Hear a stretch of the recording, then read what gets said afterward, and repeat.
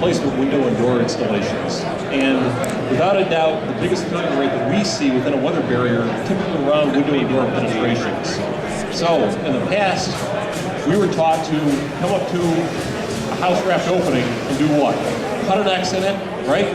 Fold the material to the inside, caulk the flanges of the window maybe, stick the window in, and that was the proper installation. That is no longer the case. There's not any manufacturer that I'm aware of that recommends that. Instead, the consensus is that you need to detail your openings as such. Start at either corner. Cut, diagonal cut up, whatever, 4 or 5 inches from the corner. Come across the bottom and the top.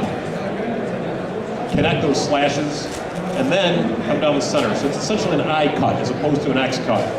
Now, we want to do what with this? We want to wrap it around, fold it to the inside, and staple it to the inside, right? Wrong. No. No more. Don't ever do this. No more. When you do this, you're providing a path for air to travel. Excuse me, moisture to travel and air. On the surface, you can conceivably have moisture traveling around there through what we call capillary action. Surface tension. Moisture grabs onto the surface, it gets driven around the side. You've given it a road, a highway to the inside of your house.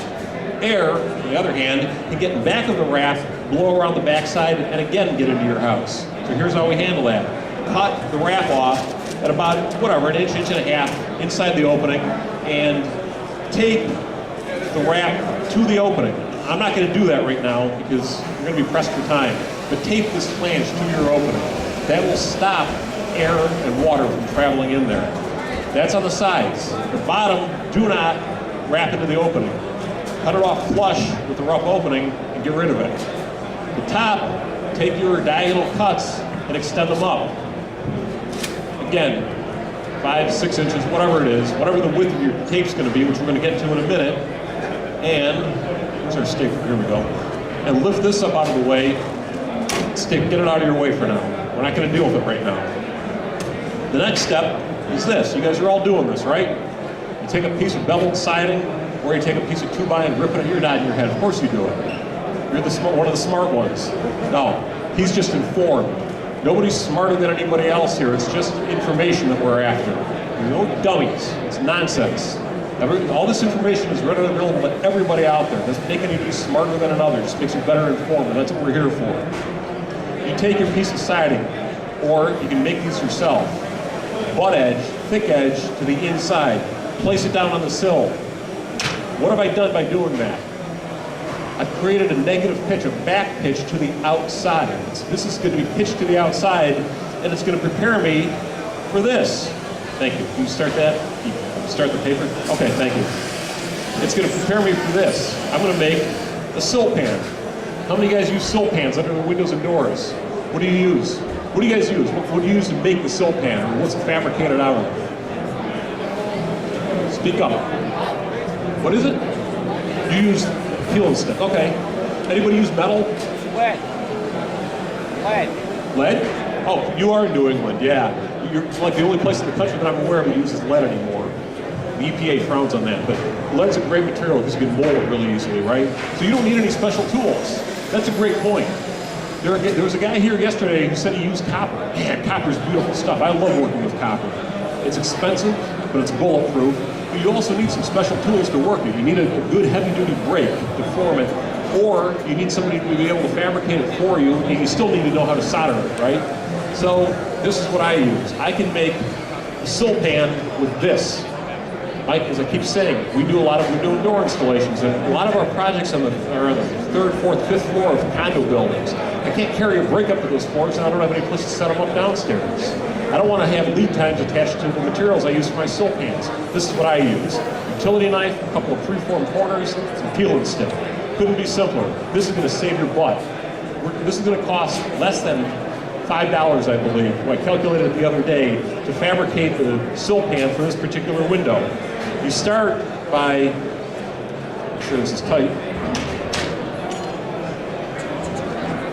Bring this down a bit. It's a little tight there.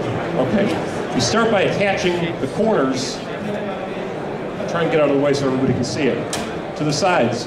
And the beauty of these corners is they're one piece. There's nowhere for water to get into any joint. They can't leak. Then I'll do the other side. And I'm going to kind of breeze through this because I'm pressed for time. So in reality, we'll use roofing nails or something to fasten those, and we'll try to attach them so they're nice and clean and firmly positioned. And then we'll take a piece of peel and stick that's about the width of the length of the opening, and we try to use a peel and stick that's about twice the width of our wall assembly. So if we've got a 2x4 wall, we try to use like 8 or 10 inch peel and stick. The idea is that we want to cover the sill assembly, but we also want to provide a lap onto the weather barrier on the outside. Now when you're doing this, I've said it before, I'm going to say it again, think like a raindrop.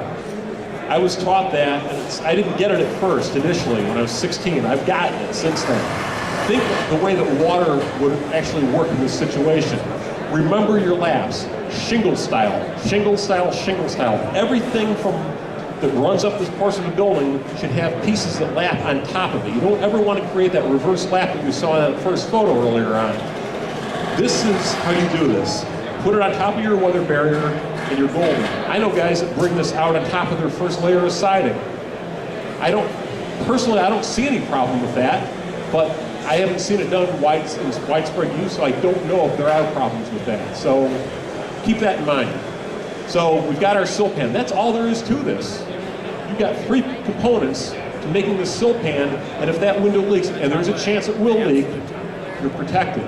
The water that gets in there is going to run back out on the surface of the building. There was a study done that I read about recently, and I'm sorry that I can't recall who it was done by, but there was a building institute, a scientific institute, that did a study of new construction windows and tracked their installation, and over 25% of new construction windows leaked at some point within the first, I forget how many years.